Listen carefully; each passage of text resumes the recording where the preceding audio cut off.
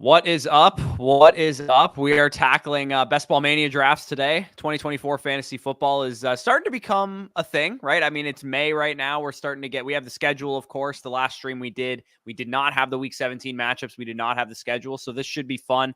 First Best Ball Mania 5 drafts with the NFL schedule. Get those Week 17 correlations in.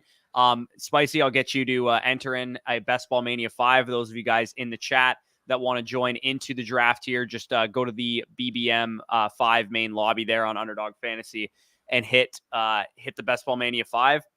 Of course, I'll drop the link to join Underdog Fantasy in the chat right now. Of course, you can get up to $250 in bonus bets, as well as a pick'em slip. Tonight's pick'em special, I believe, is right here.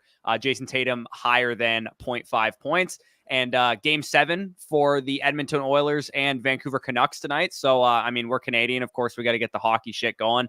Connor McDavid higher than 0.5 assists. Zach Hyman higher than 9.55 fantasy points. And Tyler Myers higher than 2.0 block shots is what we're rolling with today. There's a number of discounts that are active until 4 p.m. Eastern. So another hour from now, and these will actually be gone. So if you do want to build out a pick'em special tonight, we went with the McDavid one, like I mentioned, but they also have JT Miller shots. They have Jason Tatum if you're a basketball fan and you're not a new customer. Of course, new customers will get access to this one. But if you're not a new customer, you can use this bonus one here. And then Weathers, I don't know who that is, but a baseball player, strikeouts, sure, definitely makes some sense there. So, of course, we're doing a Best Ball Mania 5 draft. Again, we're waiting for 5. So if you guys want to join in, you want a chance to draft with us here, this is your chance to do so. And, of course, Best Ball Mania 5, $1.5 million to first place. Week 17, you're guaranteed a max entry, like $37.50 if you make it there. So should be a lot of fun. And like I said, we haven't had a chance, Danny, to talk about some of the Week 17 matchups. So this one should be an interesting discussion here. I'm actually going to pull up the schedule on the side of my screen. Yeah, I actually already pulled it up. And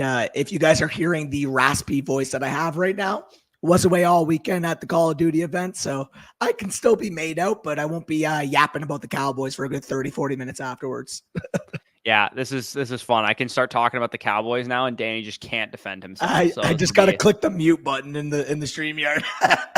Yeah, exactly. So we do actually have Chan Hughes in here. So I noticed he's gotten into the draft here. He's picking from the 1-2. We, of course, are Jester J98 at 105. Interesting spot to pick here. I recently got my home league. We know where we're picking from this year. We always draw the draft order in May or so. And I originally rolled 3rd, and I traded back to 6th because I believe that it's a pretty nice, kind of flat tier in that mid-first area where you're getting one of those top running backs. You're getting one of those Justin Jefferson, Jamar Chase type of wide receivers after, mainly we've seen like the Jim McCaffrey, CeeDee Lamb, Tyreek Hill be the top 3 guys. I could have stayed pat and just taken whoever fell to me, but to me, I actually feel quite good about these mid-first guys, and I wanted a better second rounder because I think the pick falls off a little harder in round 2 than it does in round 1. And same with the 3rd too. I also like having an earlier 3rd.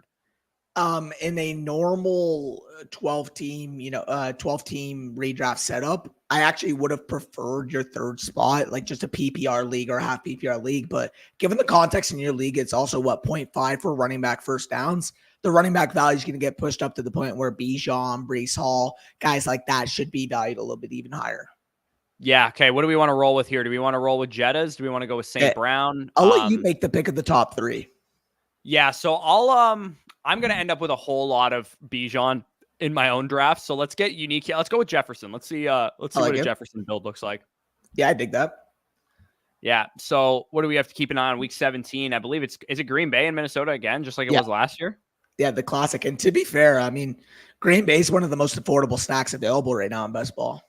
Yeah, I'd imagine the correlation bros are going to be hammering the Justin Jefferson, Josh Jacobs start for a lot of this year. Like last year, the go-to example was the St. Brown CeeDee Lamb. Everybody was hitting that at the back of the first round. This year, I think the Jefferson Jacobs is going to be a nice one. I know Sam Laporta's ADP has gotten steamed up to the late 3rd or the early 3rd, because if you take McCaffrey, people are going to want to backdoor that Lions 49ers matchup in week 17. So yeah, Jefferson, pretty good option here. Maybe we'll end up with a JJ McCarthy share potentially. Who knows?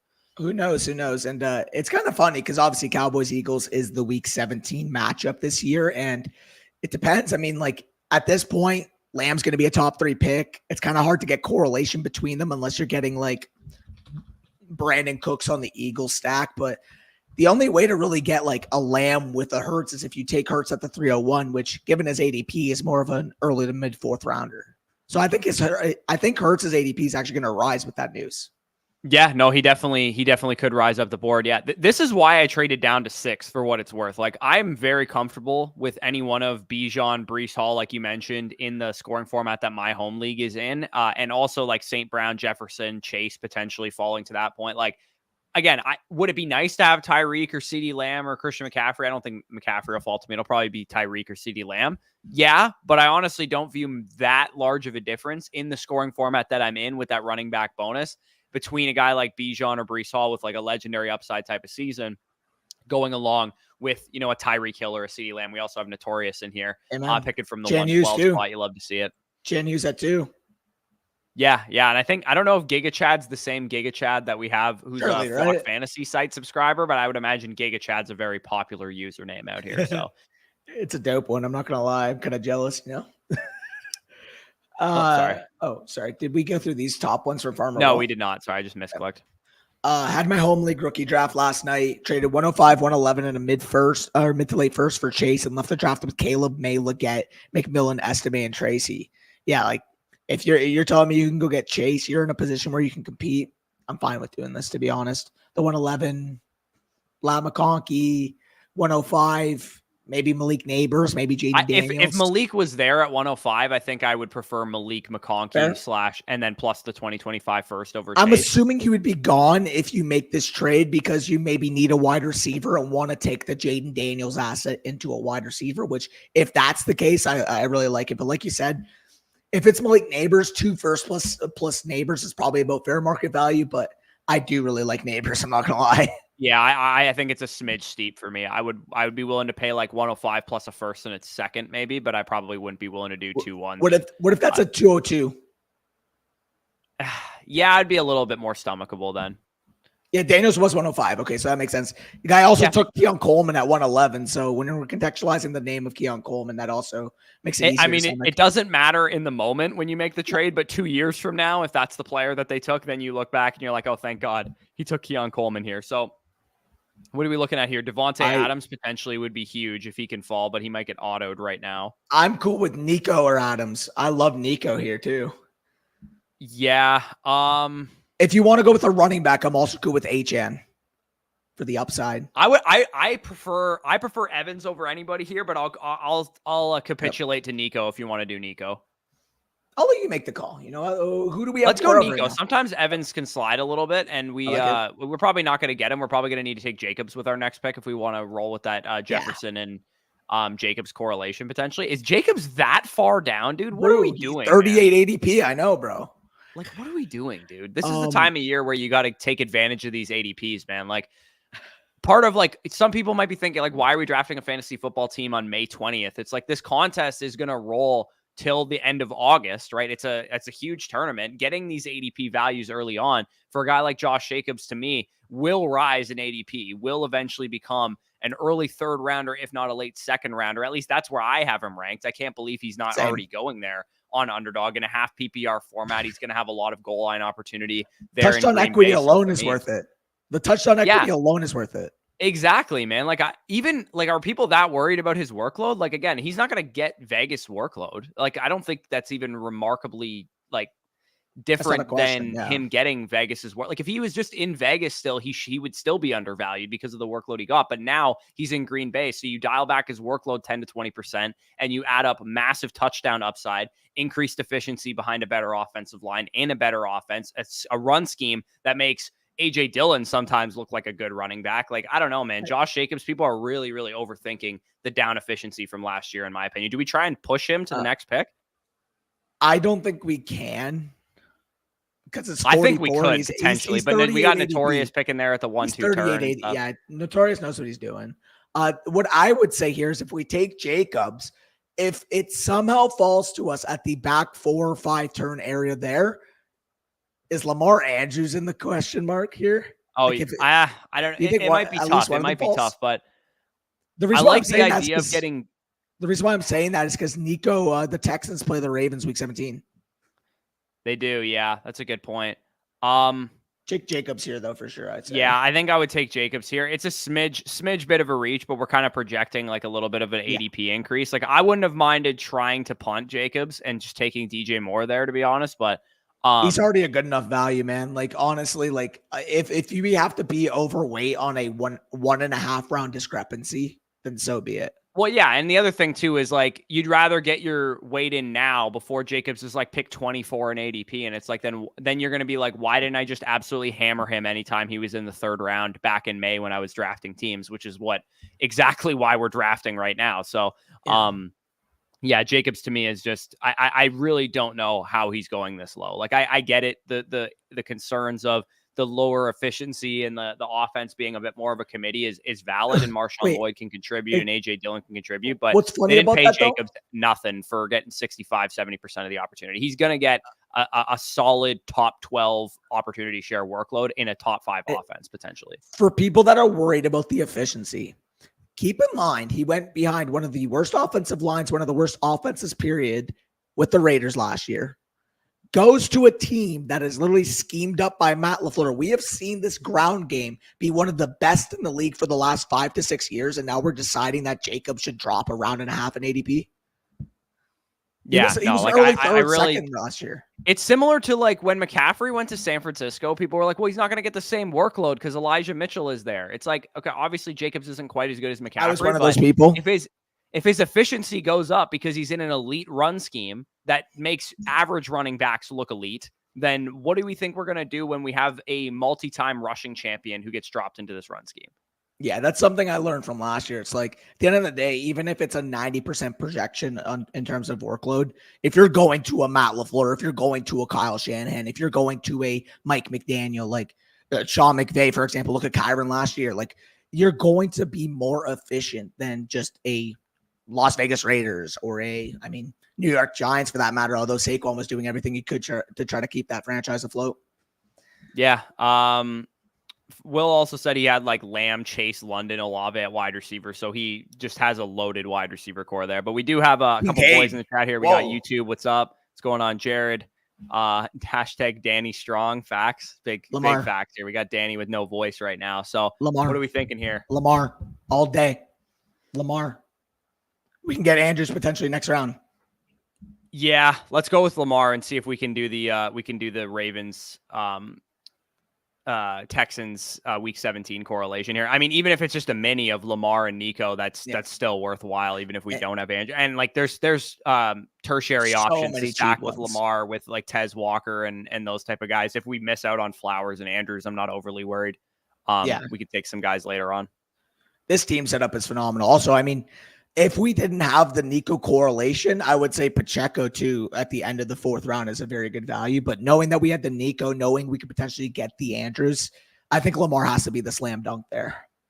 I am very shocked that we're elevating Tank Dell and Stephon Diggs, and we're like, oh yeah, we want to invest in good offenses in best ball. Devon Achane and these type of dudes, they're all going super high. But then Travis Kelce, Patrick Mahomes, and Isaiah Pacheco are not top 4 round or not top 3 round picks.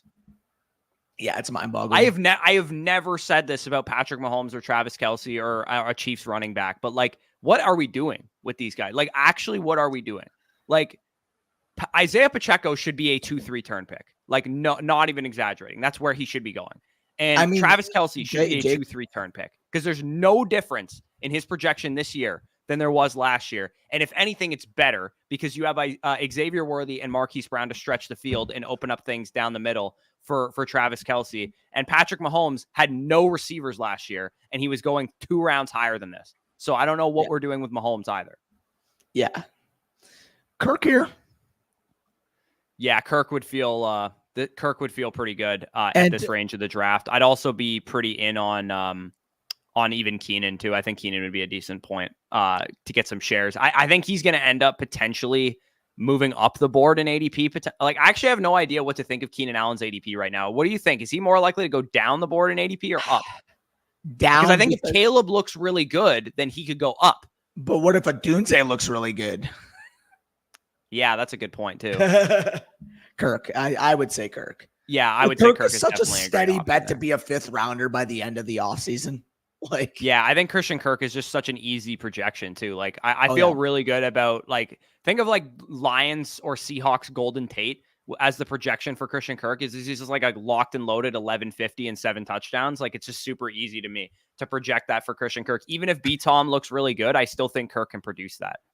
Funny enough, obviously, I'm not making this comparison. It would be highly unlikely if Christian Kirk turned into this guy.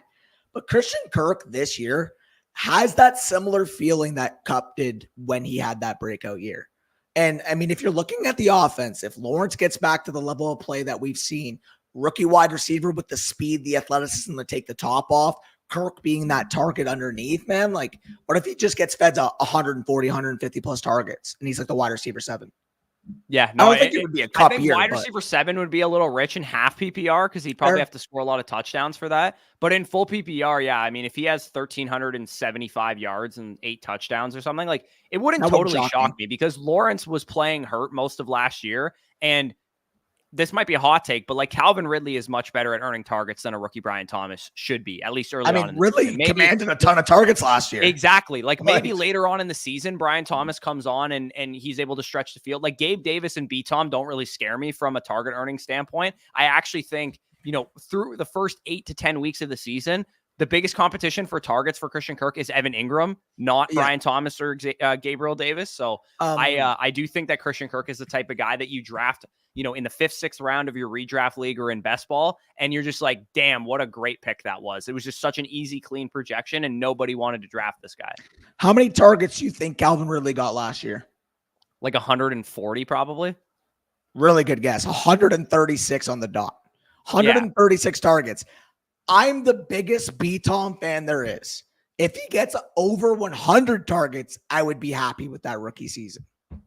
Yeah, especially knowing that he's going to have to work into a role that he can play right away, but there's another veteran who can play it too on the offense with Gabe Davis being able to stretch the field. I feel pretty comfortable. Also, too, like Lawrence the wheels came off when Kirk got hurt. Like Kirk was his dude. Like Kirk is his dude. He's the guy that moves the needle for him in terms of Lawrence is not the most overly aggressive passer in the league, to be honest. Even though he has a big arm, he likes to take what's there and work against zone coverage. And I think Kirk's huge for that. So speaking of Ridley, I mean, we could grab him right now if we wanted to, but we could go with Addison too, because we have Jefferson. Yeah, that's probably where we should go. Yeah. Or Aaron Jones. Let's take Addison and hope that Jones maybe falls back. We'll get a better running back projection in 2 rounds than wide receivers. Yeah, exactly. I think I would. I want to leave the first 8 rounds probably with 5 wideouts if we can. Yeah, I agree with that. Good call. Yeah, if you're gonna go early at wide receiver, you really just have to capitulate and hammer it. I think that's just kind of how it goes at wide receiver. If you're going to fade wide receiver and go running back early, you just have to build it in numbers and like build out a 9 or a 10 wide receiver build. That's the way that I look at the ADP this year because the market is so certain that wide receivers need to be valued highly that like, yeah, it would be smart to just fade the market and be like, oh, I'm going to do the opposite in case it's a big running back. But then you're left with Darnell Mooney as your wide receiver. Exactly. If you can't do it too hard, it's like you can you could pick your spots and be like, there's no way I'm taking this really good projection at running back and fading him for Jameson Williams or Curtis Samuel or something like that. But at the same time, you can't completely fade wide receiver. Like you do have to give in a little bit. Is Jaden Reed's way gone? Fuck, I was hoping Christian Watson would fall back so we can get that other side docked up. I mean, we have Did Watson go? Oh shit. Okay, we can grab Wicks. We could use like a sneaky Tucker Kraft late in the draft or something like Kraft that. We could grab Marshawn Lloyd as like a upside running. Actually, we already have Jacobs, so maybe we don't want to stay out of the backfield. But. If Jones falls, though, we're taking him, right? Yeah, if Jones falls to us, we should probably take him. We could grab B-Tom too. Jags. Yeah, I was going to say we could grab B-Tom and build out a Lawrence stack as well. Do you want B-Tom or do you want the tight end with Ingram? Man. I think I'd be very comfortable bypassing Aaron Jones regardless here, to be honest. See, we have 3 players in mind. Two of them are going to fall to us, like guaranteed. Yeah. So Ingram is interesting. Oh man, this is tough.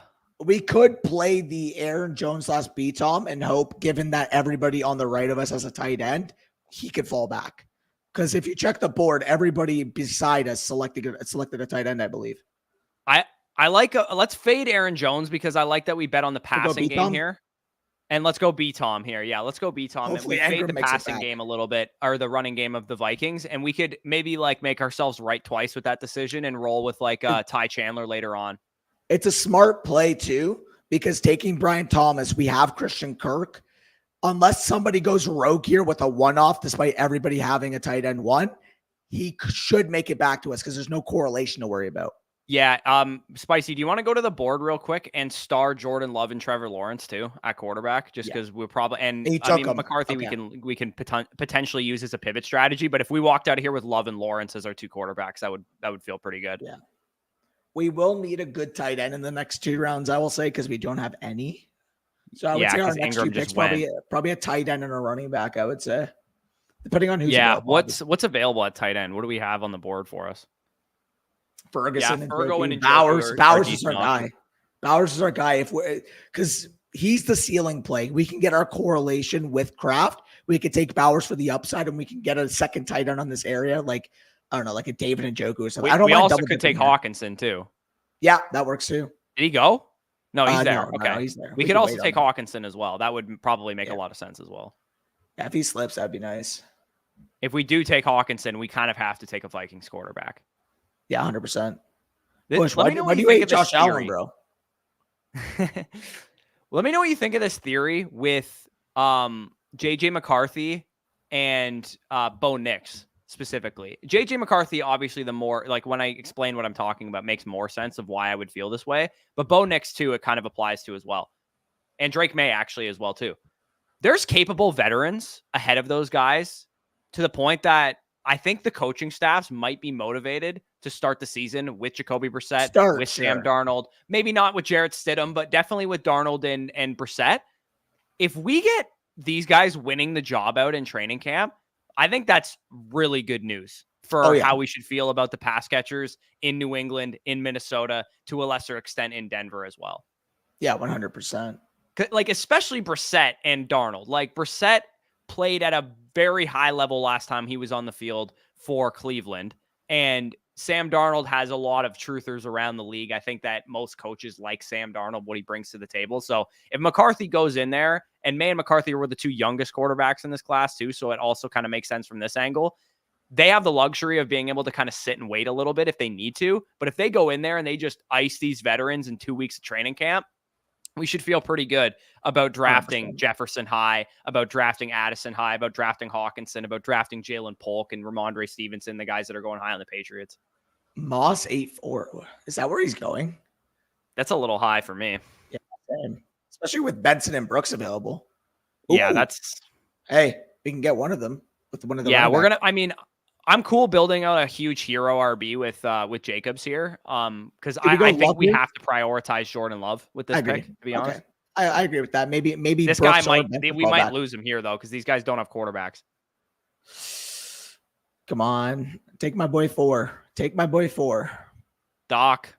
Oh, there you go. Your There's boy. the Rashee Rice sword falling on here.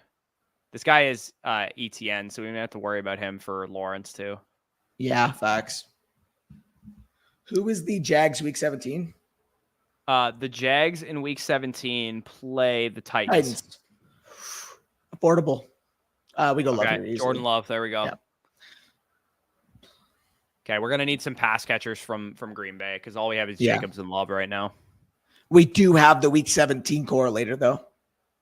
We do. Vikings. Yeah, we got it. We have if Love's the guy that goes nutty, and Jefferson and Addison run it back on the other side. And if we get Hawkinson too, that would even be more ideal. Like, I think if that game goes nuts, we would be pretty covered.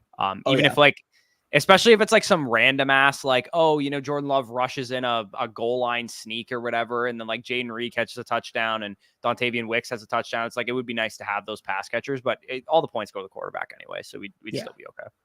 I mean, there's still affordable weapons. Like you said, like Dontavian Wicks, like Romeo Doubs. Kraft is easily my favorite Green Bay pass catcher to backdoor.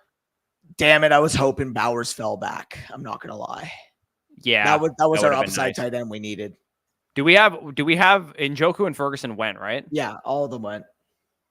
We gotta wait. We gotta wait. We gotta push. We gotta push to our next pick. I think at tight end. Hopefully, Hawkinson will fall to us.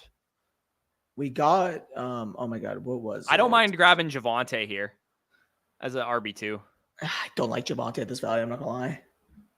Romeo, maybe. Should we grab Dobbs? It feels early, no? Yeah, it's a bit early. Scroll to the top, Spicy. Like, I don't even mind just Jaden Daniels, and then we can make him our second stack too.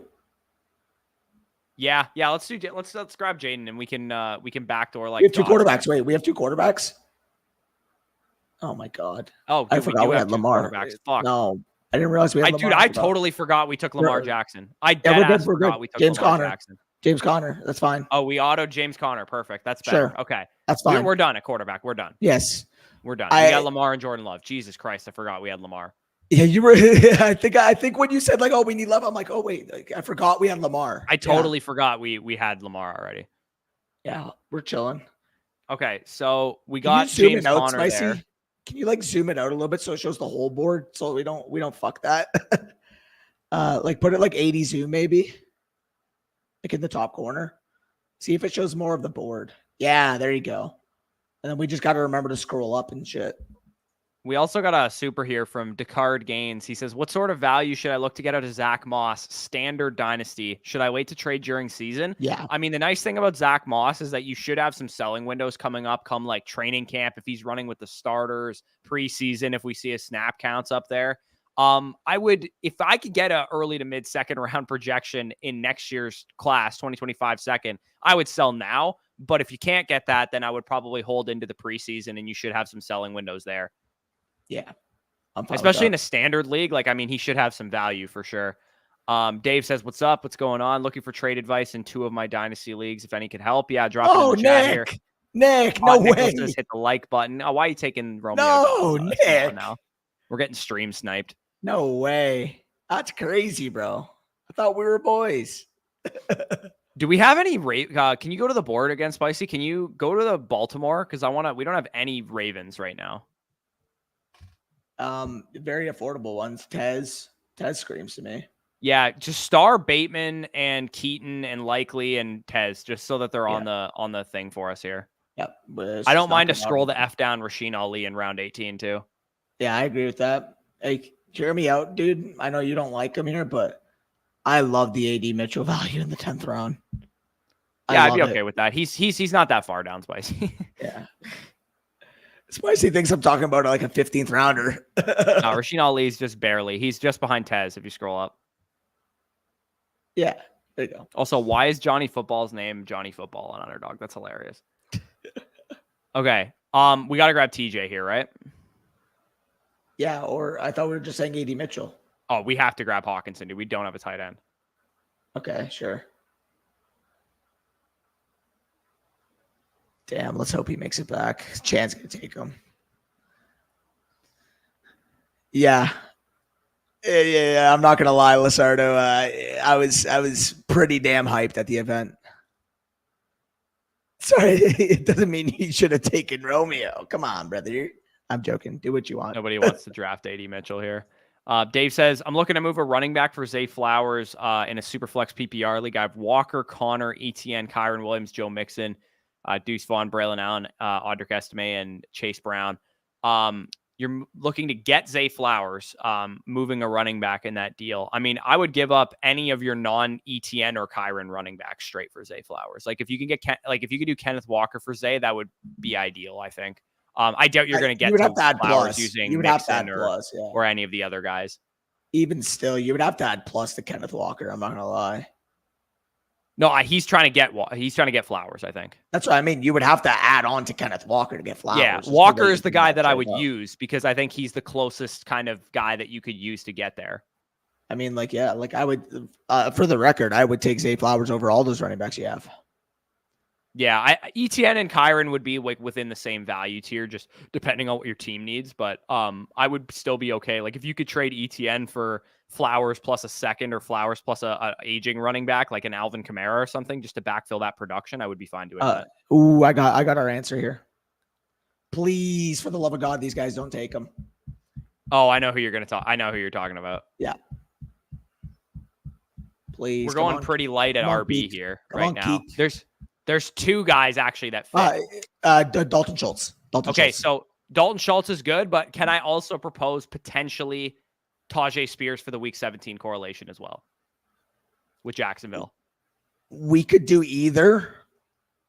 Can we push tight end? I don't mind mixing Spears if we can push tight end. Let's get Spears. Let's push the tight end if we can. Let's go, because we could always fall back on Kraft. We can, yeah. I think Spears makes a lot of sense for this team. I like that. Yeah, so if you guys don't know what the hell we're talking about, by the way, the reason we're correlating Week 17 is because that is where all of the money is. Like, if you look at the prize structure, all of the money is in Week 17. So the goal basically is to build out Week 17 sort of like a DFS lineup in a way that if a couple things go your way, you can climb all the way to the top of the leaderboards. Ideally, obviously, we're still drafting the best players. It's a full season contest, but tiebreaker wise, using Week 17 correlation is something that you can do because, we have that Jacksonville stack already, that mini stack of Christian Kirk and Brian Thomas. If that game goes nuts and Tajay Spears catches 8 passes because the Jags get out to a big lead or something, that's kind of how you get there in the final for BBM. Well, what you're doing by doing these stacks, and especially multiple stacks on your team, is you're eliminating how many paths you have you're eliminating how many more things have to go right for you to hit the nuts. The reason being, if a game environment goes completely nuclear and you have correlated players in that game environment, if both teams are putting up fantasy points in that environment, you should be reaping it from either end. So hypothetically, instead of betting on multiple games, if you can limit the games that you bet on, it limits your chances to potentially hit a dud week.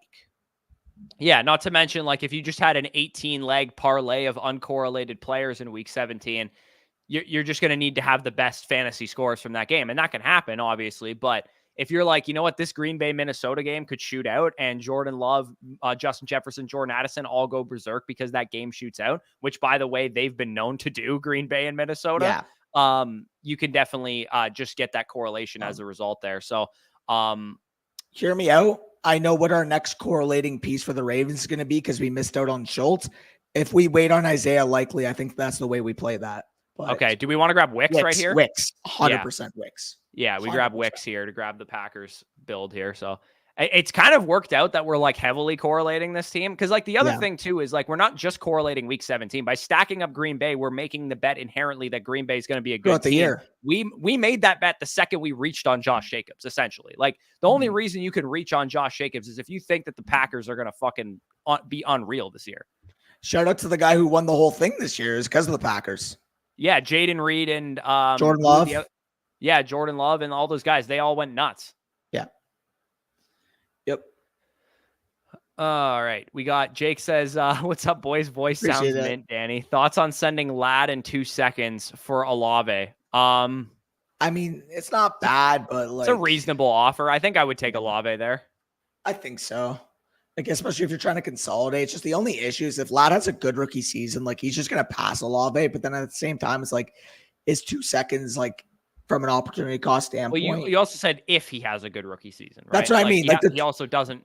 He's not guaranteed to do that. But like if he does, given then his you're also prospect profile too, like he had some concerns there. What do we want to roll with this pick here? Hey, Nick, appreciate that. Lloyd? I think Jalen Wright's just phenomenal value, to be honest. So I wouldn't mind just grabbing him.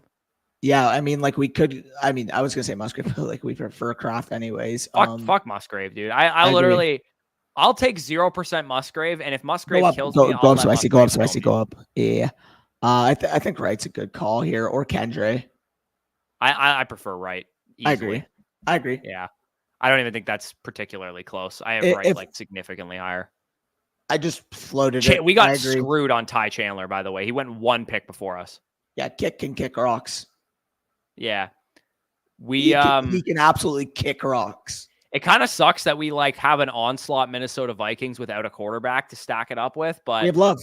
Week 17. I know, but like we don't have like for the regular season and for the first 16 weeks or whatever, we don't have McCarthy for that. But it's not the worst thing in the world, because what if Sam Darnold starts like 6 games and plays well and then gets hurt, and that's when JJ comes in? Also, are we so overwhelmingly good at quarterback, or we can't go with the third late in the draft?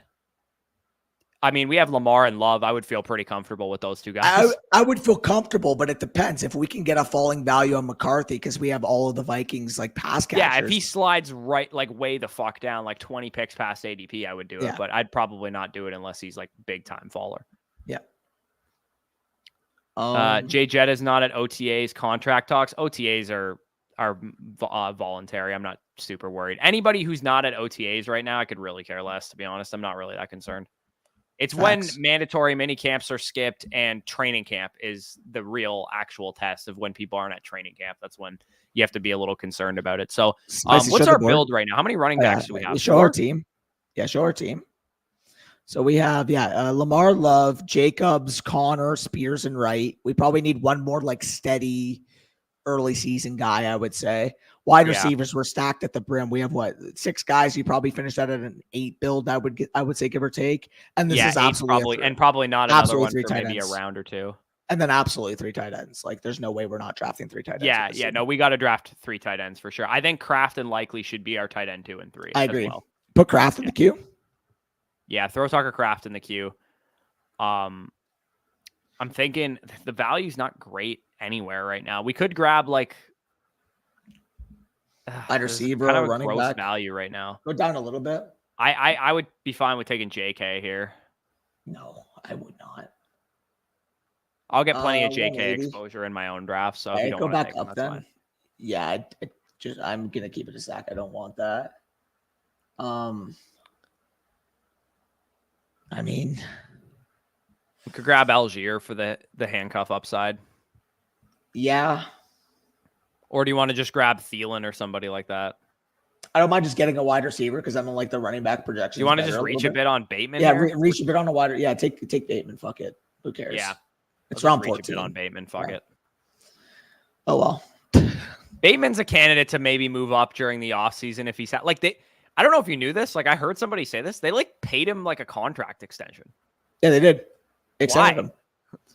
Fucking, I don't know. What was the money they gave him? Like, what did he do? So, again, the one thing I really want to like take into account sometimes is what the team is saying, what the team believes. Like Bateman has been like an injury-prone bust to this point in his career, but what if it's just been the injuries this whole time, and you get a healthy season out of him, and he has kind of like a Mike Williams career? I mean, the thing is he played 16 games last year. It's just he didn't get consistent snaps. That's the issue.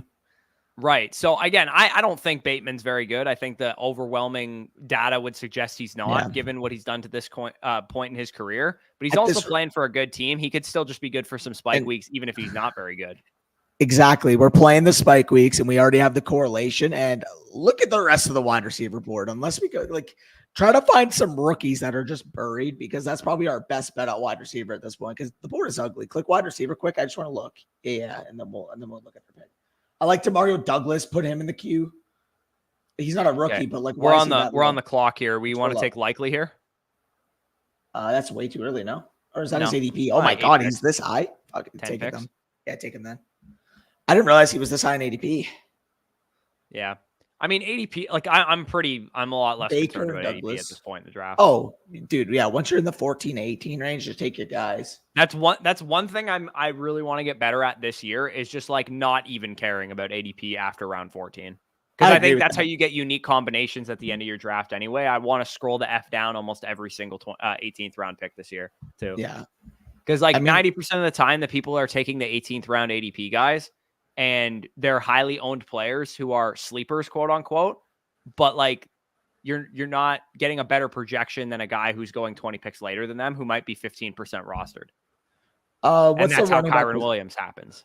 What's the running back position look like, Spicy? We're going to need one. Yeah, we are going to need one. Chuba, Tracy. Yeah, Tracy. Keaton makes a lot of sense too. Yeah, Keaton, Estime. I mean, like, are we going to take... what's your thoughts on that Pierce ADP? Dame? Yeah. Yeah, I think Dame's fine at that point too. We also have Correlator. We have Texans, yeah. I like how I like the offenses we invested in. Minnesota, Baltimore, Green Bay, Houston. Like, I feel pretty good about all those teams. Oh, yeah. By the way, Chuba at the 15th rounder is also a really good pick, too. Yeah, he could be a early season hammer, but we already have Connor for that. I know. That would be kind of our early season hammer. For sure. Tracy we could go with like if we wanted to go with the quarterback, we also do have Spears and we do have the Jaguars correlation. We could go with Levis.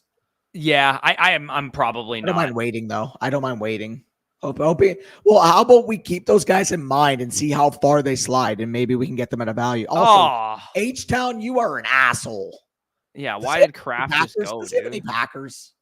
We can't skinny this too hard at tight end. Can you go to the tight end position, Spicy? I just want to see what else we got at that position. Oh, he got us back for the Jaden Reed for sniping him with Jaden Reed. Okay, fair. That makes sense. Dear God. We could just take a 18th round flyer on somebody like a Greg Dulcich. No? Oh, we have two tight ends. Or somebody like that. We need an early season tight end though, no? Because fucking Hawkinson's off the ACL and likely is a backup. Dulcich is an early season tight end. Do you trust him? Okay, do we want to take Keaton here as our last running back? Yeah, I'm cool with that. Yeah, let's go Keaton Mitchell here.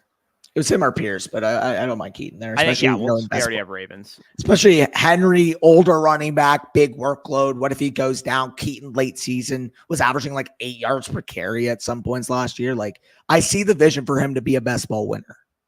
Also, I kind of like that the basic Baltimore Ravens stack of like Henry, Lamar, Andrews, we have double leverage against. Exactly. Like if Henry and Andrews miss significant time, but the Ravens are still really good, it's going to be as a result of Lamar, likely, and Keaton Mitchell, I think. I mean, Zay Flowers would be nice to have in the stack, obviously, but yeah, we didn't get him. Yeah, like we got all of like the leverage plays against the top end stack with high Houston players. Yeah, we just need like Zay Flowers to miss 6 games, Andrews to miss 8 games, Henry to miss 5 games, then we'll just get the spike weeks out of the guys that we got along with Lamar. By the way, Levis does go. I don't think we need to take a quarterback, dude. I'm not even really thinking about it. We need a tight end severely bad. Yeah. And we also probably look at the tight end board wide out too. No, I know. That's what I mean. Like if JJ fell to around 18 is what I was saying. But I don't mind if JJ falls 18, it's not terrible. But Jonnu. He's going to be a starting tight end. Yeah, let's take Jonnu. Let's roll Jonnu, actually. Go with that. Because that gives us the flexibility if JJ falls too. Didn't they pay him too? Like pretty decent. They gave him a decent little bag there. Yeah, like 4.2 million per year. That's not anything fucking cheap. Yeah, it's not bad. What is Jason asking here? I have AR. So he's got Anthony Richardson, CeeDee Lamb, Laporta, McBride, Prescott. I also have Pacheco, Mixon, Godwin, and Jaden Reed for my starters. First year in Dynasty. How am I looking? I mean, having Dak and Richardson's definitely great at quarterback. Lamb, all those guys. I mean, Laporta and McBride's not ideal. I'm assuming you just drafted McBride because he was sliding or something like that. I've noticed myself like just not taking falling values at tight end in the early rounds. Like I'll just let one of my league mates do that because they're hard to move in trades. I probably wouldn't have taken the falling value there, but hopefully you can move off of one of those two guys for a similarly valued like wide receiver. Nick, just don't take JJ, please. That's the only way I'm going quarterback is if we get a round 18 JJ. Yeah, I agree, but pick like 212? I'm still not even 100% motivated to take him there because I think Jordan Love and Lamar are horses. I agree, but 30 picks past ADP with Vikings, we're not turning that down. Yeah, I mean, like the way that pays off is like if that Vikings Packers just fucking fires off in week 17 and we needed Jordan Love to get to week 17, but Jacobs gets all the production in week 17. Yeah. By the way, that's why we have JJ obviously in that situation. By the way, I know it's gross, but round 18, Jalen Tolbert with how the Cowboys wide receiver core is looking is actually pretty solid value. So I've said on numerous occasions, I don't know how the fantasy community is ever going. Yeah, just go with McCarthy. That's too good a value. JJ, 30, was that 32 picks after ADP? Yeah. No, I don't blame them. We have every Minnesota Viking in existence. So, remember how like I do my league winning quarterbacks video every year, and I'm like, I don't know if we're ever gonna get dual threat quarterbacks ever again in the double digit rounds, and then people are letting Drake May fall to round 18. Yeah. What are we doing? What are we doing? Like, nuts. Why would I ever spend like in best ball? I understand it because you can't pick up waivers and that kind of thing. But like in a redraft league where I can stream quarterbacks on the wire, why would I ever spend a draft pick on Geno Smith or anybody like that who I can stream off of the wire when I could take the upside swing on Drake May. Why would you ever draft multiple quarterbacks in a redraft league when you can stream the waiver wire? Yeah, that's a good point. But like if I fade quarterback, I might as well just take Drake May with my 15th round pick and see what happens. Maybe hold him for 1 week or 2 weeks in reserve with a Geno as my main starter for 2 weeks. And then if nothing happens, just drop both of them and stream the position. Like if you're going to do that, it would mean that you got like Dak Prescott late in your draft, like at a value, and then you wanted to take some upside with like Jaden Daniels or Drake May in the last round. I would agree with that. Well, Jade in the market understands can run, so he's not going in the last round. But Drake, people don't get that he like also was extremely mobile for some reason. People just think he's like a pocket passer for some reason, even though he's never been one. Yeah, he literally his best ability is working on a structure at this point. Yeah. And he rushed for 800 yards his sophomore year. Like that's really good production. Anyways, team that we got here, Lamar Jackson, Jordan Love, JJ McCarthy, the value pick there. Love the value on the quarterbacks. Josh Jacobs, James Conner, Tajay Spears, Jalen Wright, Keaton Mitchell, a little thin at running back, but if Jacobs is our horse there, which we drafted him to be that, he can get most of those weeks for us. And then it's just an amalgamation of those other guys.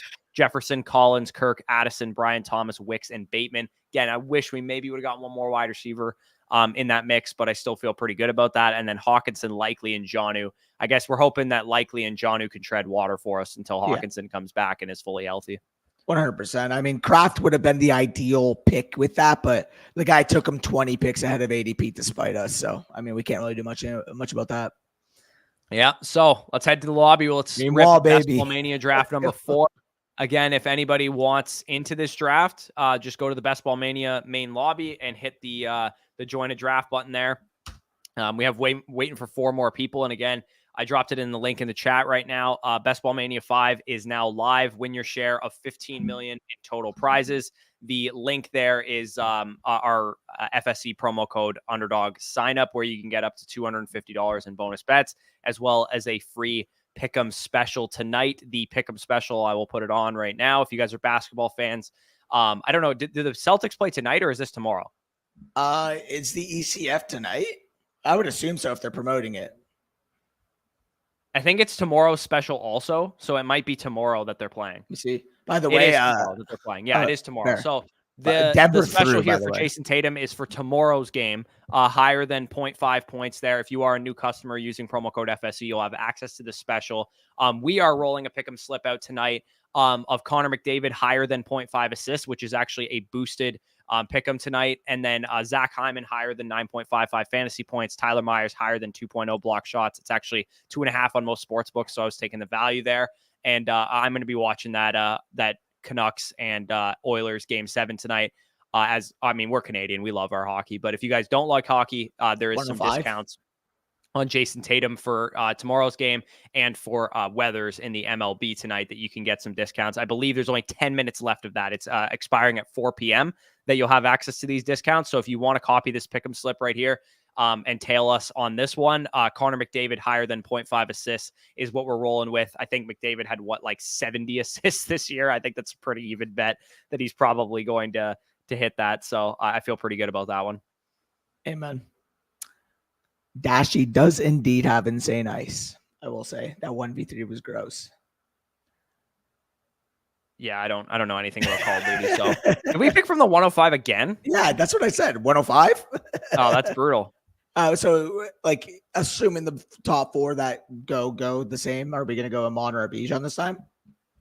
Yeah, hopefully Chase falls to us. That would be more fun. But yeah, I would say let's if Jefferson's there, we won't go Jefferson obviously this time. YouTube says, have you guys tried drafting underdog slow drafts out of province and then drafting in Ontario? Yeah, that's what we do personally. If you guys are wondering if you're in Ontario or you're in a state that's not eligible, and I'll actually show that on the screen right now because there is a map that you can see here. These are all the eligible states.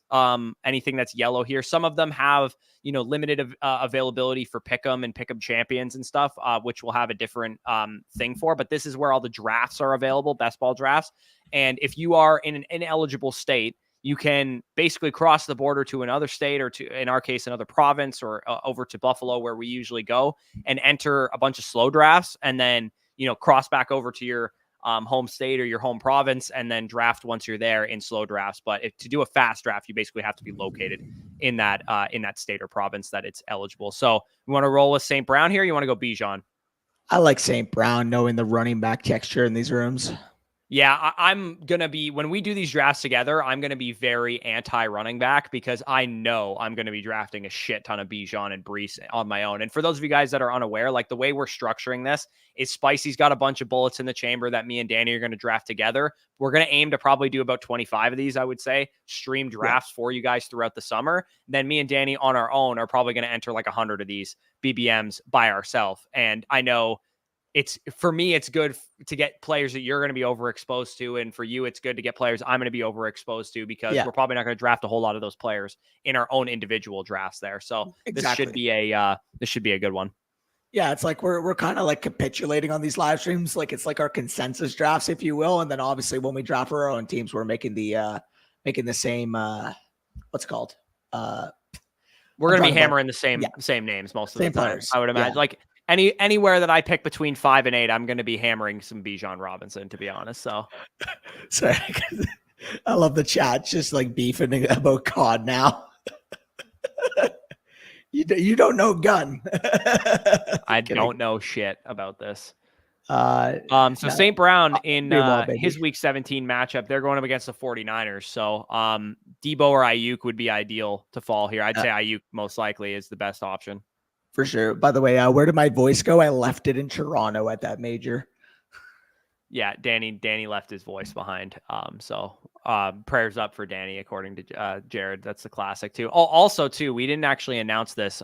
We are waiting on one player to join our new listener league. We have already drawn names for that. So if you guys did sign up and you didn't receive an email or text message or anything like that, that would be that you didn't win, unfortunately. But we will have listener leagues going on in the future. And of course, it will be our Flock Fantasy annual subscribers that get access to that. So of course, head on over to Flock Fantasy if you want to check out all the bonus content that we have going on, Dynasty content. Our best ball rankings are live right now. So if you are doing underdog drafts, you can use our best ball rankings and draft based on those. That's basically what I've had pulled up on one of my monitors this entire time.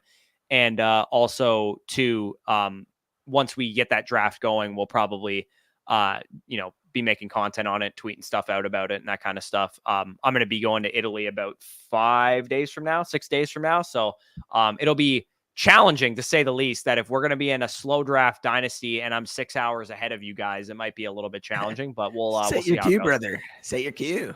Oh, I'll be setting my queue. It might be one of the rare dynasty drafts, though, that I'm not like trading down and trading up constantly because I don't really want to be on my phone the entire time I'm in Italy. I might just be making more picks at my selections than usual. Do we want to grab Debo here for the texture, or do we want to just pray that someone falls here?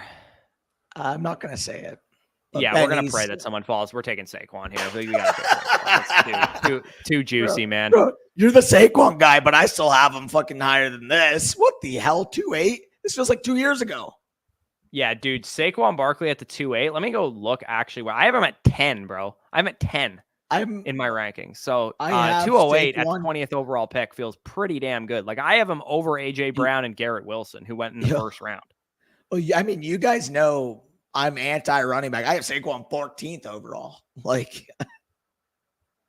yeah, that's pretty insane there. The Eagles, by the way, in case we're looking for their correlation in week 17, is the Cowboys. So we could get fun with your team there. I'm cool with that. And draft.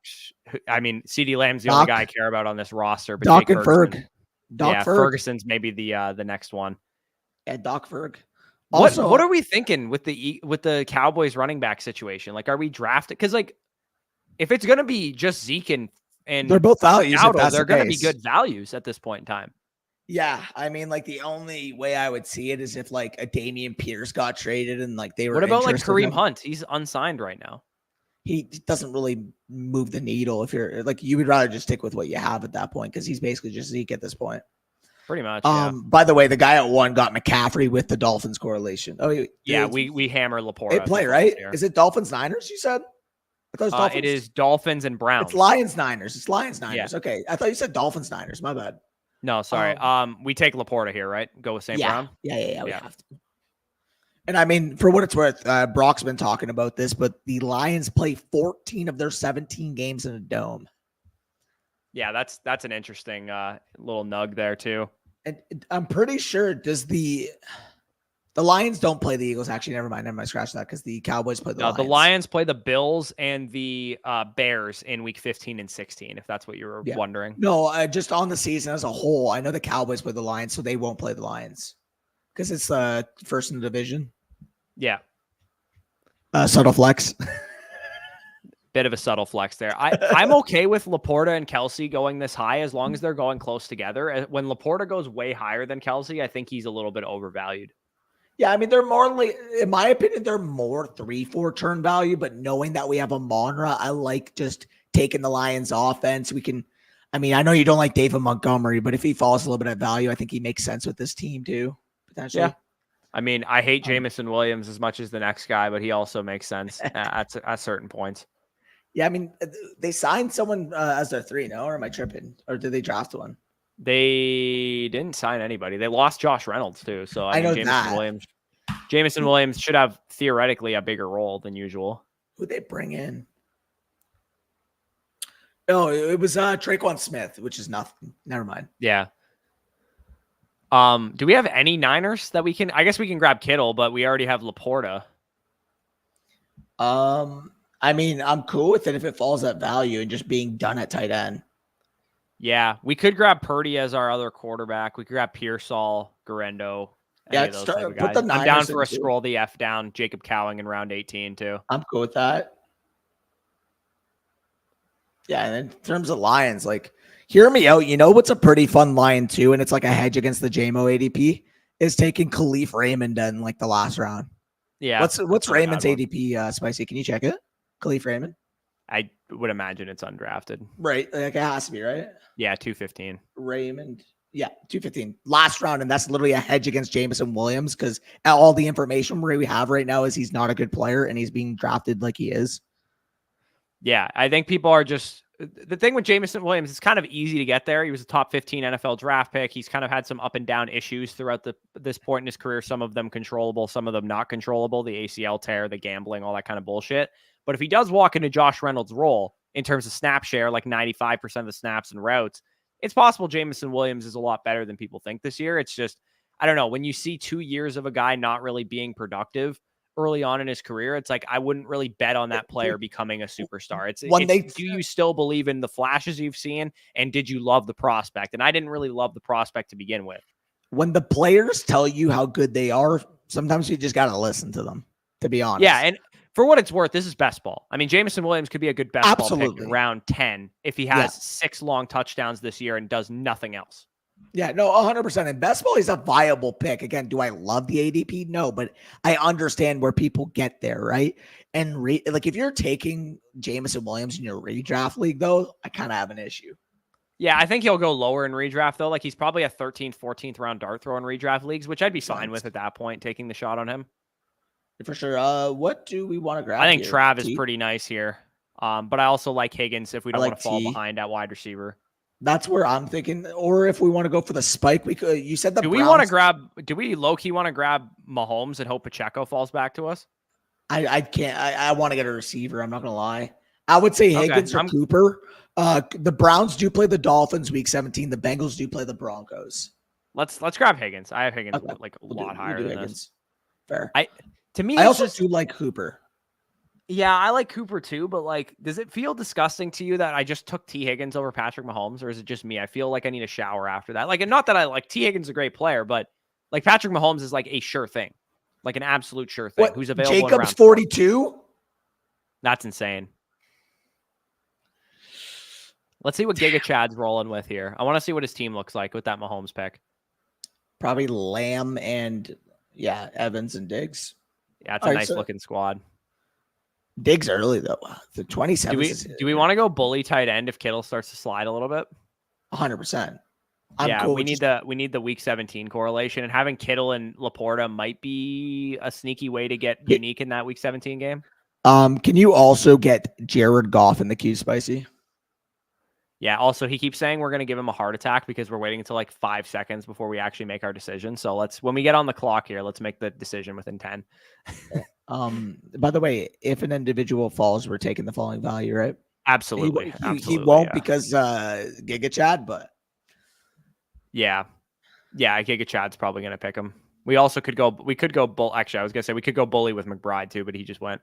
I mean, we also, to me, just Christian Kirk is just such a great value that I wouldn't mind taking him again. I also don't mind James Cook or Chad White. Yeah, I'm cool with that. I would probably lean Cook. Who the Bills play? Donovan Peoples-Jones also now on the Lions. Bills play the Jets. Okay, so we'll remember that. Oh, Pacheco does go. Good pick. Also, let me know in the chat if you guys would be interested in something like this. Danny, I almost texted you this the other day because I thought it might be a good idea. If you guys would want, I think this might be something that would be cool. If we picked out one game per month, say a Thursday night game, Monday night game, Sunday night game, whatever. Yeah. That you guys could hop on like a stream with us. Basically, we wouldn't stream the game, obviously, because we can't do that on YouTube. But basically, it would just be like a Zoom call where we all watch the game. We could do that through the Discord now. We could, yeah, but I just mean like if we want, we could actually just do that to the Discord. That's right. But I was thinking we could do that like as like a site subscriber feature where you get to watch a game per month with me and you, and it could be like we could pick out like good games, obviously for it, like a Sunday nighter. Yeah, like Cowboys and Bucks play on a primetime game this year. Oh, that's absolutely one we gotta watch. Yeah. Do we want to go James Cook here or Rashad White? I like James Cook. Yeah. Yeah, let's go Cook. I like Cook. Yeah, like the Bucks and Falcons play, that'll be a good one, like a good Thursday nighter to do. Like there's a couple good ones that we could do. Like they don't have to be like Bucks or Cowboys games too. We could always just go with like a heater matchup. Like I know the Ravens and Bucks play each other. That would be an interesting game to do. I only know the Bucks schedule. That's why I'm rattling it off the top of my head. By the way, the people are asking something from you, Bush. They said, Danny, you got to get Corey to hop in some ranked. I used to play GBs way back in the day, but then I just stopped playing COD because it was kind of like I don't know, I didn't have time for it anymore. Makes sense. So you know your way around then. Okay. Oh yeah, dude. I used to play GBs on the last COD that I truly played was remastered. COD 4 remastered. That was the last one. That makes sense. Okay. So that was, I don't know, 5 years ago, probably 4 years ago. Yeah. What Modern Warfare remastered? Yeah. Okay. That was 2019. 2019. And if you're ever trying to hop on, let me know. Yeah, probably not.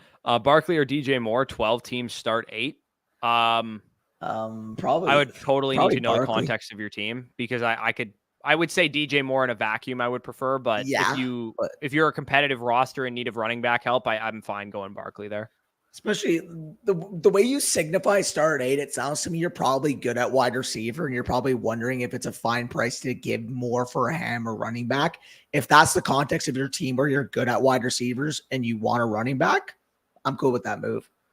He's an OG. He was talking. No. I used to play GBs like wagers too, not just like basic ones. No, I played COD like back in the day. I just like to me it's like they're trying to remaster the same game now because the game sucks so bad that they can't make a new one that's good. I will say MW3 is pretty fun. It's pretty fun. Which one, dude? I played MW3, the good one. The remaster, like the new MW3. Ago. The new MW3 this year. It's is fun. What game is it? It's just known as MW3. Okay, but like the MW3 that I know was a sick fucking game. Back in like 2011. 2013. I know what you're talking about. 2013, whatever year. No, it was 2011. I'm pretty sure when it came out. Yeah, I know. Black Ops was. I was in grade 8 when it came out. Was that it was AW 14 or 15? Advanced Warfare. I was in I think I was in grade 10 or 11 when that game came out. So I'm trying to think. 14, I think. I think because whenever I think games, I think of like the double year. So like that's fucking with my head right now. Like this is like 23, 24, this game. Right. Yeah. Modern Warfare 3 was 11-12 guaranteed. It was November 2011 that it came out. I will bet anything on that because I was in grade 8 and I graduated elementary school in 2012. I mean, if you played the OGs, you're gonna really love this. That the next one coming out is made by Treyarch, Black Ops. Yeah, I mean, haven't they done this? Like, I feel like I've heard this conversation 7 or 8 times now since I like turned 20. It's like, oh, the next COD will be sick. It's gonna be just like the old CODs. But then I'm like, I play it, and I'm like, you're right, it is just like the old CODs. But like, I also don't want to play them anymore. Do we want Kittle or Coleman? Because we do have Cook. Let's bully tight end it. I think that's a unique way. I like that. Yeah, and we gotta get a receiver pretty soon though. Like our receivers are looking yikes. We need a bunch. We need a bunch of receivers. I mean, we're guaranteed one at the next pick, hopefully. I mean, not if these guys all go. I mean, there's 7 picks away. Oh, okay. I thought we were like 5 or 6. My bad. Yeah, no, we're not really in a great spot here. We also, if Burrow falls to us, we could grab him and stack up with Higgins. Burrow just went, actually. Well, you graduated high school. Oh, so you're not going to want to know how old I was around that time then, eh? Grade 8 Classic Canada, Matt says. Yeah, sorry. I was in 8th grade is what you guys say. My first year of high school was 2014-15. Yeah, that's crazy, dude. I mean, fuck. When I just contextualized that my sister graduated high school in 2010 and you like didn't start high school until 2014, it's pretty insane to me. I was a little goober and reset when your sister was graduating high school. Yeah. I was a little thick, chubby kid on the soccer playground pushing kids into mud to fight for loose balls. That's kind of a true story. Move. Oh, dude, I would get into so many fights in elementary school. I just people would try to talk shit to me, and I just push them off the hill and shit. Like not literally, but you know what I mean. But yeah, good times. Yeah, we need Jordan Addison in the worst way possible. Yeah, I would do dirty things for him, or Coleman, or Keon too. Actually, yeah. I guess we could go. It's to me, it's a little wild that Coleman's going this high. Not that I don't think like the bull case means that he should go this high. He just went. So we take Addison here. Yeah, I'm cool with that. Not that I don't think he should be going this high on the bull case, but when I look at a 20-year-old wide receiver that like kind of needs a lot of work, I'm worried that taking him this high is just a little irresponsible. I would do dirty things, Matt. Confirmed. I'm surprised you haven't asked Bush about his bets yet. That's kind of crazy. Facts. 99 babies, we up. I was born in 98, so I'm not a 99 baby. But. Yeah, he's literally just smack between us. No Diddy. Oh, Jesus. I don't know what the fuck no Diddy means, man. You guys are coming up with crazy shit nowadays. I'm old, bro. I haven't like it. Like we You're have a 2 years TikTok. older We than me. post shit on TikTok. I have like legitimately never watched a TikTok in my life. Buddy, I have shout out Jake Butt because I didn't check my fucking TikTok for months, and I randomly see that Jake Butt, former Michigan tight end, just follows me on TikTok, and I'm like, what was that for? I guess appreciate it, but that was random.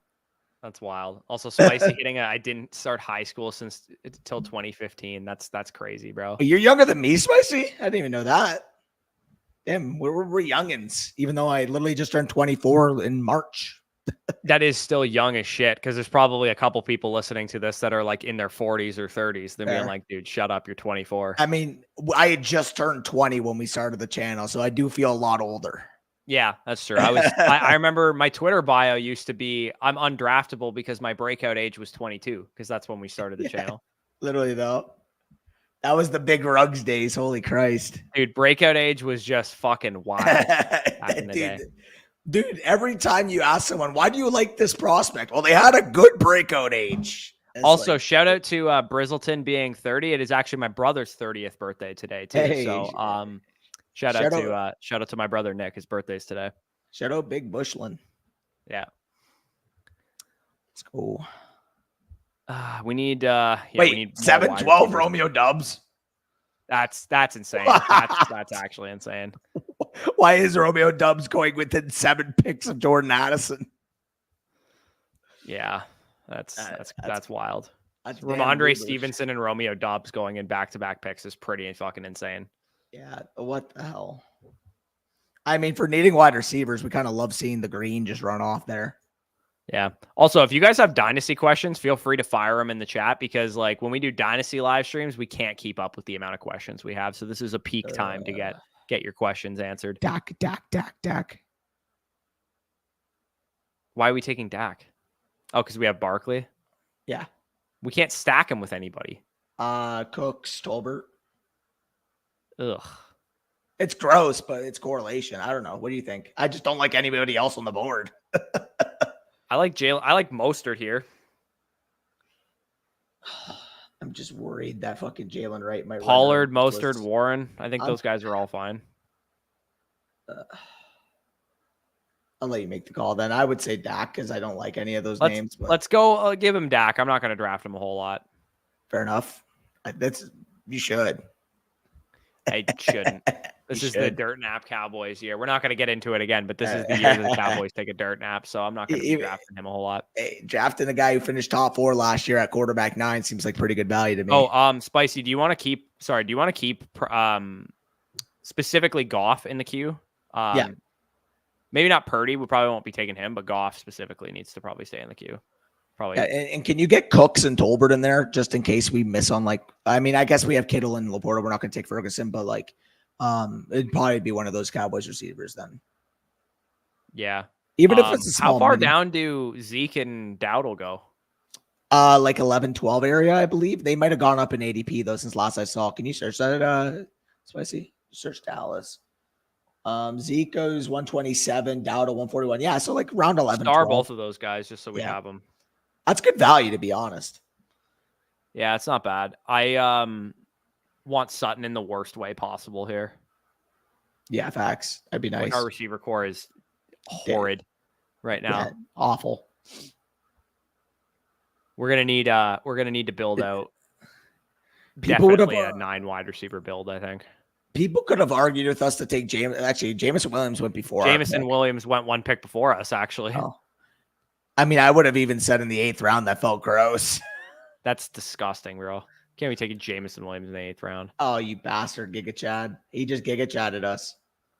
He did. Do we have any receivers on the board? Lockett's cool. I mean, we could grab Curtis Samuel. We have James Cook. We could do that, or we can do with Lockett's 106 ADP, and I like his projection the most. But if we want the correlation, I also don't mind Kurt Sam. Let's grab Lockett. He's just a better fucking player, to be honest. Kurt Sam falls back. We could take him then. But yeah, Lockett, he was what, a 5th round pick last year? And he falls to the 9th? I think everybody's kind of just projecting that JSN will take a big step forward, but it's very possible he doesn't, right? Yeah. There's no law that says even JSN if he does, he has spike week upside. Forward. Lockett's one of the few receivers that can give you an 8 for 140 and 3 touchdown week, Yeah. Even if JSN does take a step forward, like the Seahawks, if JSN takes a big step forward, Lockett's still good and Metcalf's still Metcalf, they're going to probably be a pretty decent passing offense then. Yeah, and I know you're anti-Geno, but I actually like Geno. I think he's a solid. I wouldn't be anti-Geno if everybody's carrying his ass like that. Jesus, that's such an anti-Geno comment. It is, but Geno, that's what he needs. He needs 3 great receivers to carry him. I know, I'm higher on the talent than you are. And full disclosure, that's what Baker Mayfield needs too. He needs receivers to carry him also. Fair. Kurt Sam, Jaden Daniels go off the board. Makes sense. No, we can't. He had his worst year in his last 4 years. What are you talking about? What, Jacobs?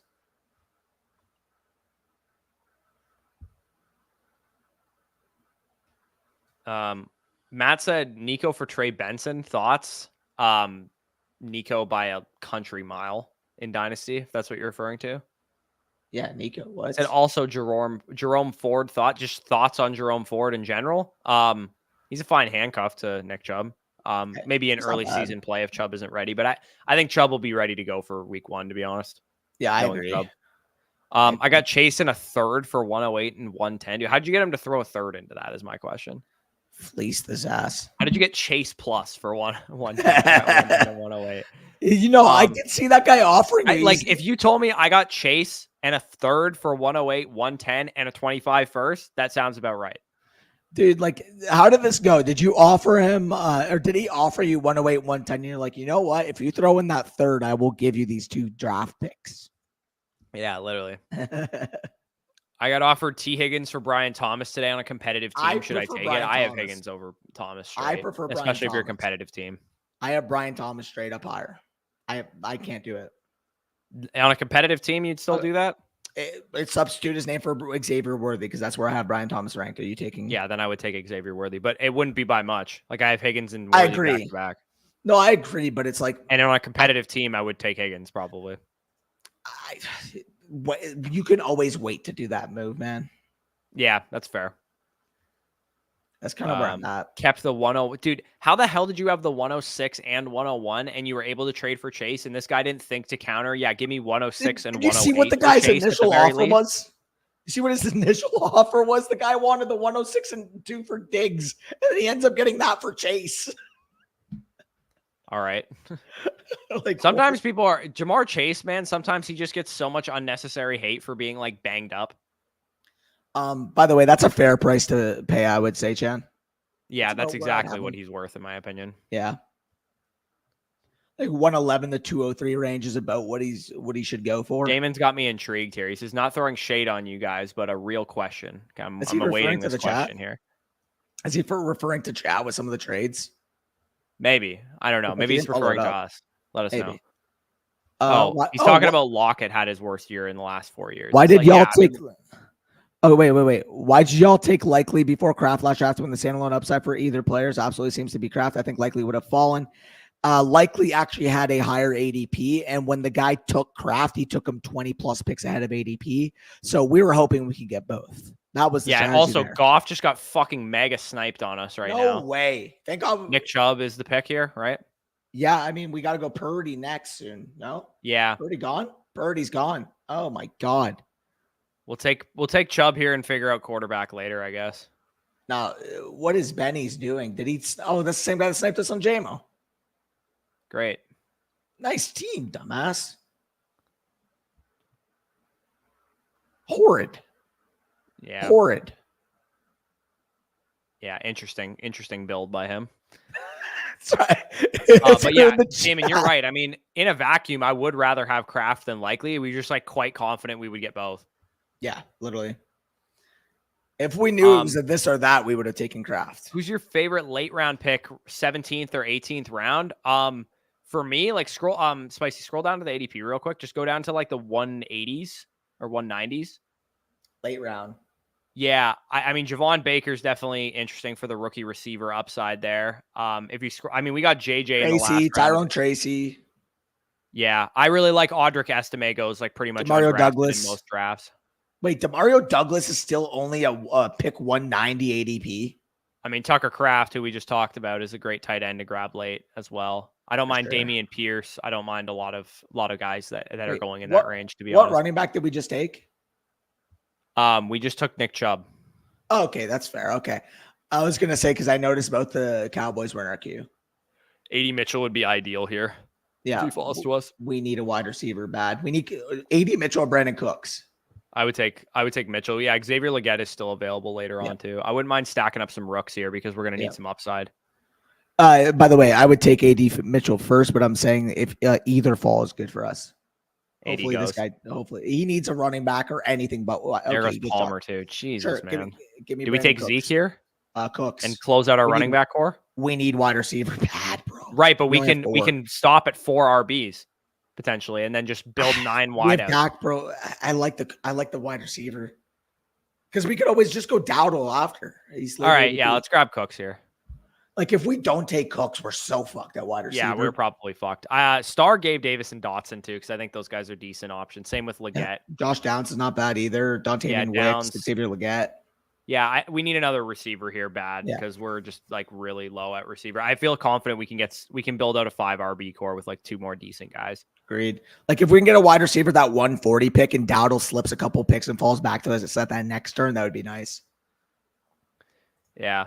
What's the ranking this year for the first round Superflex Dynasty draft? That's an interesting question. Startup? Startup, yeah. So I'll go through mine right now because they're right beside me. So Josh Allen, Patrick Mahomes, CJ Stroud to me is the top tier. I know Stroud is a little premature getting there, but in terms of value, what he's going for on the open market, I believe he's almost right up there with those guys in terms of what you're paying for him.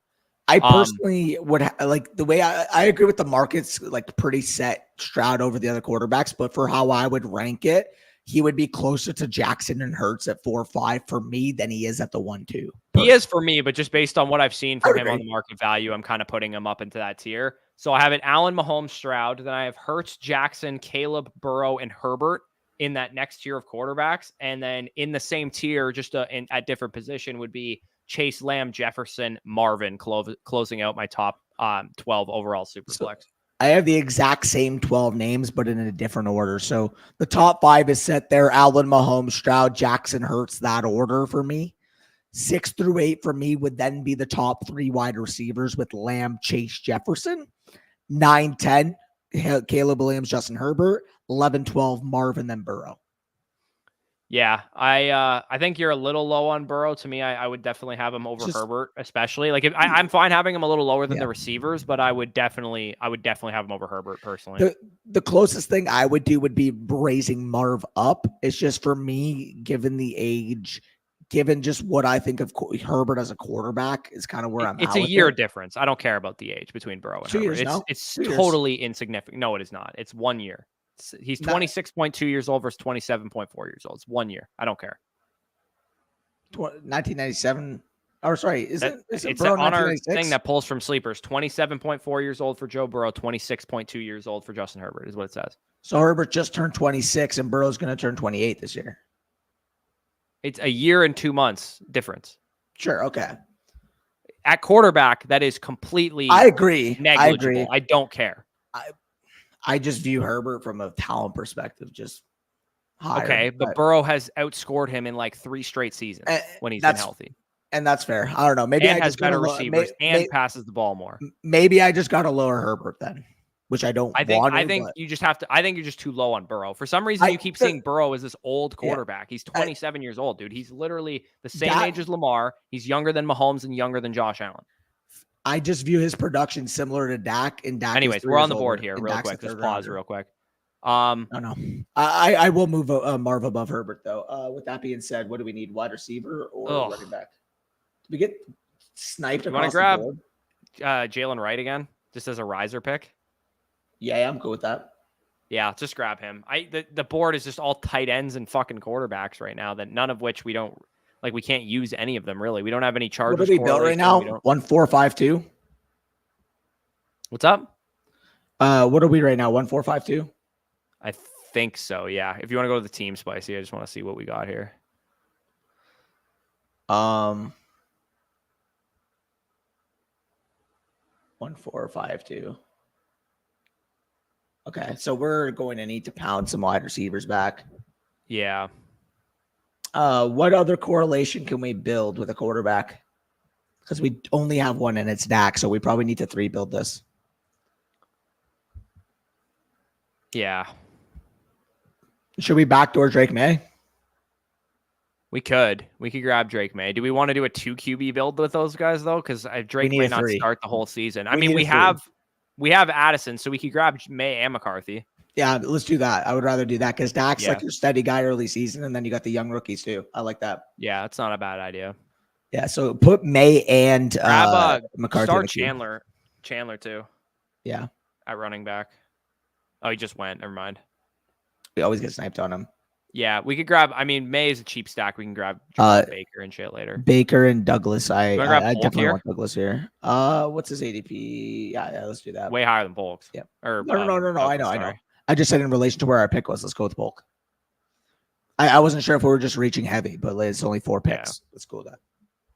So put May, put Douglas, put Baker, and put McCarthy in there. Yeah.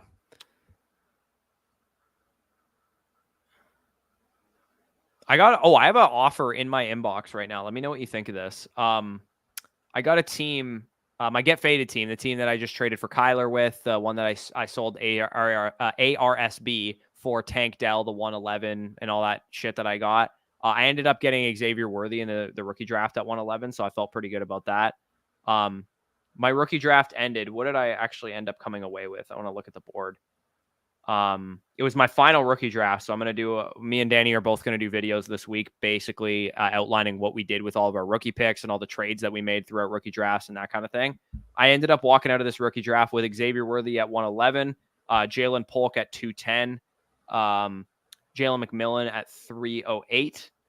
402 Ray Davis, and then 411 Jalen Coker is what I ended up walking out of that rookie draft with. And I have in my inbox right now an offer, competitive team, little light at running back in terms of the productive pieces that I got. I got Bijan, James Cook, and not a whole lot else there.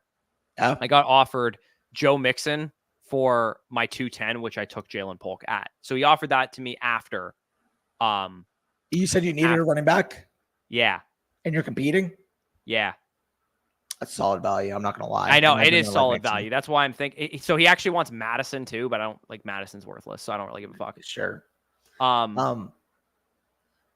Wait, so Lowe says keep 4 in a super flex PPR league. JJ, Diggs, Kelsey, Olave, Mahomes, CMC. CMC, JJ obviously are going to be locks for you. Just take the. I would honestly. I know Mahomes, Olave Kelsey goes stack? Or it goes higher than Kelsey and Mahomes, but just Mahomes keep the stack, in my opinion. It's just like knowing, like, okay, so where does Kelsey versus Olave go in this room? Probably not a huge difference. Probably within 7 can you or look? 8 picks. I was going to ask Spicy to zoom up. Yeah, scroll up. I want to see where Olave went. I think Olave goes too high, to be honest. He goes like the second round. Fuck that. He ain't worth that high of a pick. Yeah, I mean, okay, no, he doesn't usually go that high, does he? Why does Olave? What's He his does ADP? consistently go in the mid 2 area. Like, why is Olave going that high, guys? Like, the Saints might be one of the worst offenses in the league next year. Okay, I know I'm a Saints hater, but like, they're not a good good team. Wait. Explain this to me. Last year, when we had optimism about Derek Carr, Olave was an early to mid 3rd round pick. We are less optimistic as a market on Derek Carr, and Olave's ADP goes up. Also, less unknown for Olave too. We kind of know more so what his ceiling is. I don't get that. I don't get why Olave is going that high, man. And it's not like he's getting elevated for stacking purposes either. No one cares about the Saints stack. Yeah, facts. Okay, what do we got here? Like, at least back then when Carr actually went higher, like, I understand it, but we're on the clock here. Quarterback. Oh no, we got the 2. Should we just take it? Like, why is this Matthew Stafford kind of looking nice to me? No. We have the 2 other ones. We don't have any Rams correlation. Should we grab we need somebody. Just reach on Baker. Fuck it. Reach on Baker. I don't give a shit. Yeah, fuck. We're just kind of cool with Douglas. I know it's 26 picks ahead of ADP, but it does sound gross that it's 26 picks ahead of ADP. But listen to me. Demario Douglas should already be a 13th round pick. I don't know why he's going so low. Yeah, that's fair. Like, he had spike weeks last year. He commanded targets. He's got the slot archetype to be able to work in that offense. It's a rookie quarterback, like, especially too early season when Jacoby Brissett plays. Like, you don't think Demario Douglas can get peppered with 7 to 10 targets a game? Yeah. Do you want to hit the RB board real quick? I just want to star some guys so we have some names here. Go Algier, Dobbins, Hubbard, Irving, Tracy, and then Roshan, just so we have some guys that we can look to in case we need more running backs. For sure. By the way, I don't think we can risk waiting on ADP like we did on McCarthy last time. I think we kind of just got to take those quarterbacks at their ADP. Otherwise, we're completely boned.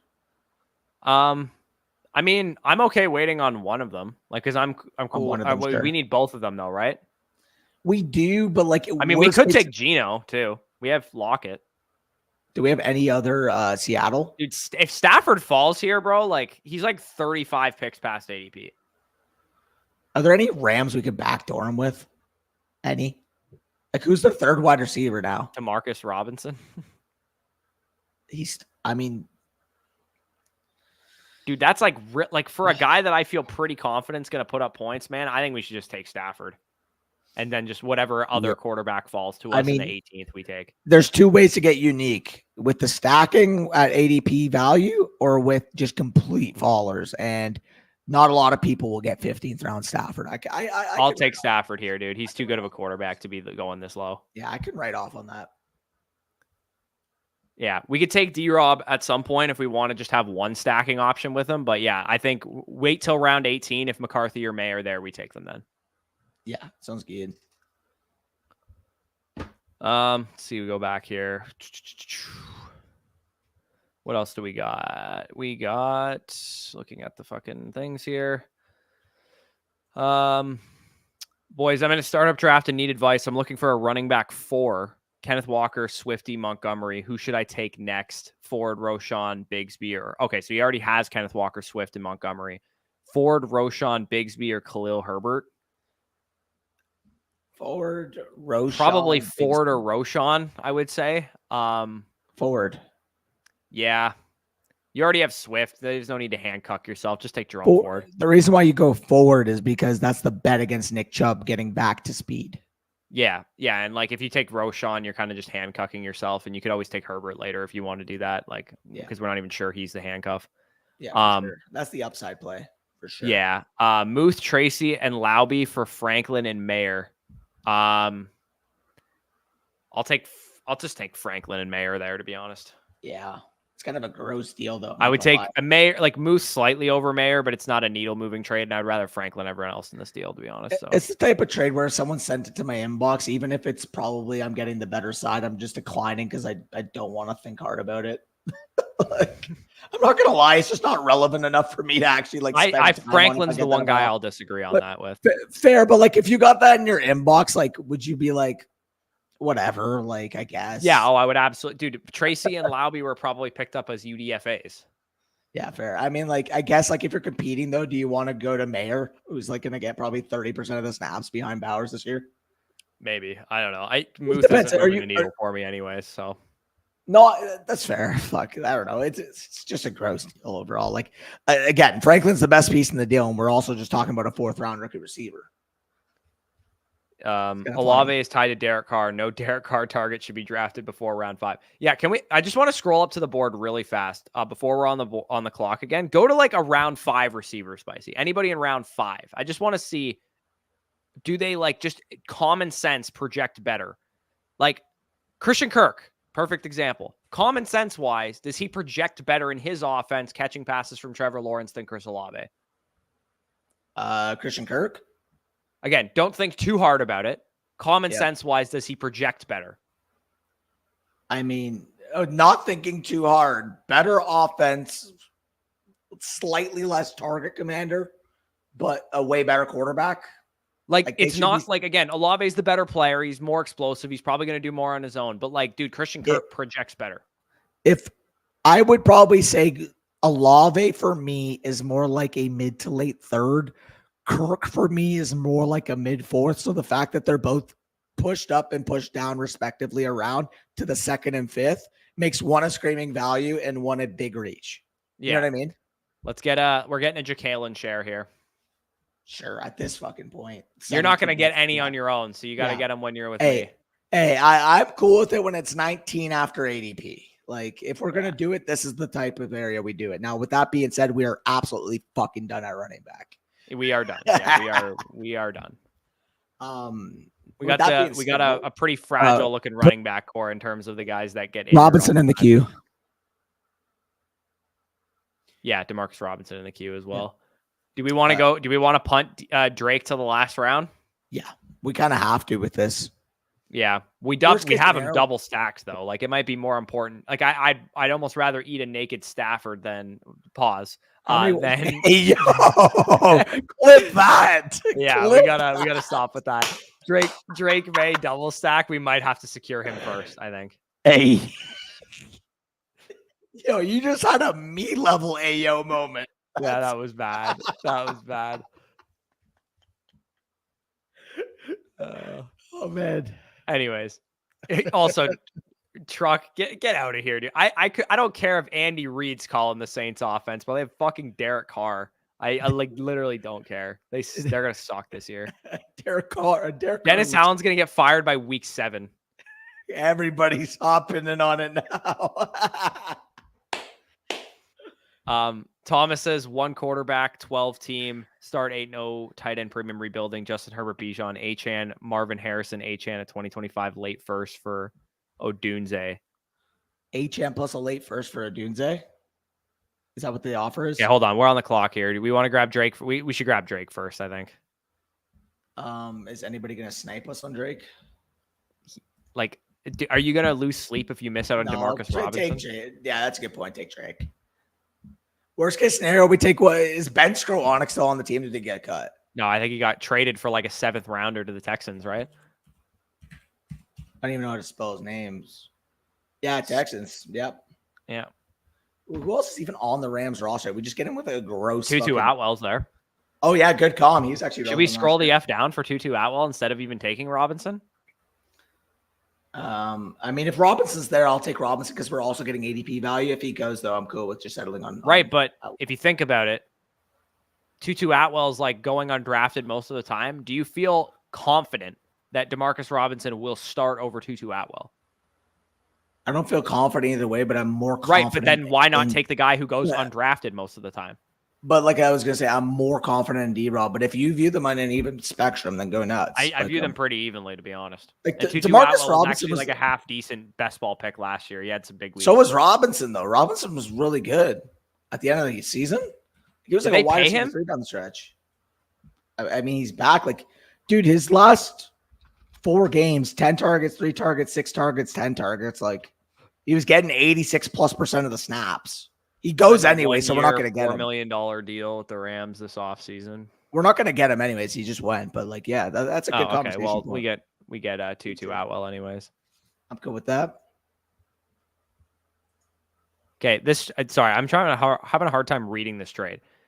Rebuilding with Justin Herbert, Bijan, Achane, and Marvin Harrison. So Achane at a 2025 late first. To your comment. Sorry, go back to the trade. My bad. You're interrupting. 2025 late first, and Achane for Odunze. Achane. Yeah, I'll take Achane in the first, to be honest. I like Odunze a lot, but Achane and Odunze and startup value, like, there's a difference. I'd prefer Odunze, but it's not that big of a difference. I get your rebuilding, but like, there's no reason to attach a pick to Achane in that spot because you could just sell Achane probably for a first plus.